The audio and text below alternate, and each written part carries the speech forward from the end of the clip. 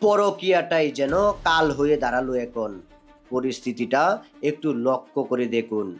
যখন একজনকে আপনি বাসায় রেখে গেলেন কিংবা প্রবাসে চলে গেলেন, ঠিক তখনই আপনার স্ত্রী পরকীয়ায় ব্যস্ত হয়ে যাচ্ছে। আর এটা এখন বাংলাদেশের প্রায় 20% মহিলা এখন করে থাকে। কারণ স্বামী যেখানে প্রবাসী, সেখানে সে দেশে থেকে এমন কাণ্ড ঘটাচ্ছেন। আর এই বিষয়গুলা এখন আপনার নজরে আসা উচিত। পরিস্থিতিটা যেমনই হোক, আপনি, আমি কিংবা আমার ভাই যখন প্রবাসে, তখন তার স্ত্রী যখন এমন পরিস্থিতি ঘটায়, তখন সেটা আপনার আমলে নেওয়াটা এখন সবথেকে গুরুত্বপূর্ণ বিষয়।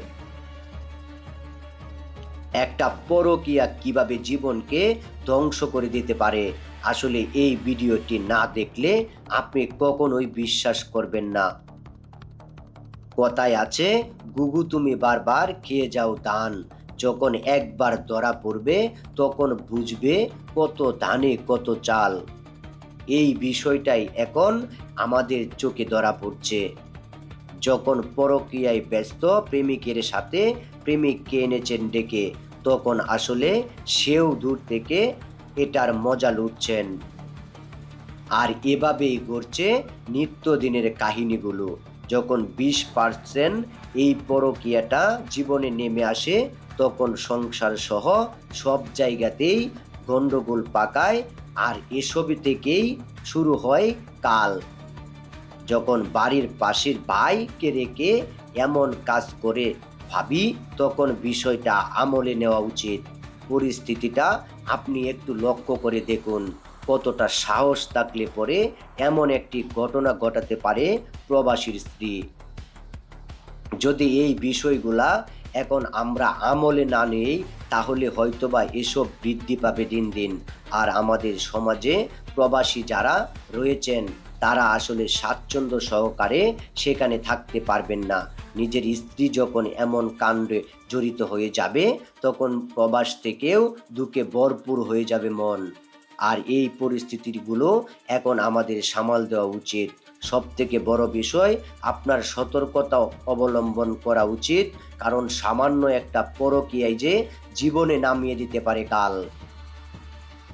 আর এই ঘটনাগুলো এখন আমাদের সমাজে বাস্তবতার সাথে মিলে যাচ্ছে। কারণ আপনি যখন দূর থেকে কোনো কিছু শোনার পর সেটাকে আমলে নিচ্ছেন না, ঠিক তখনই ঘটছে দিন দিন এমন পরিস্থিতি।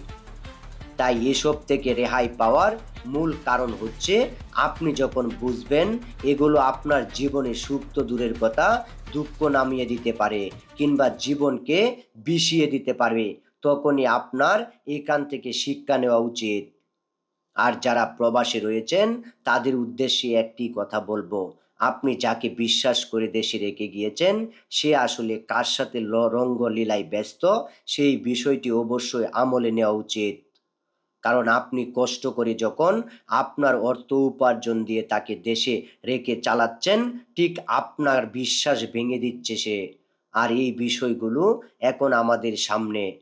এখান থেকে যদি আমরা পরিস্থিতি বিবেক বিবেচনায় শিক্ষা গ্রহণ না করতে পারি, তাহলে হয়তোবা দিন দিন এগুলো বেড়েই চলবে। ভিডিওটি সম্পূর্ণ বানানো, অবশ্যই সতর্কতামূলক ভিডিও। কোনো ব্যক্তি, পরিবার কিংবা পরিবারের সাথে মিলে গেলে কর্তৃপক্ষ দায়ী নয়।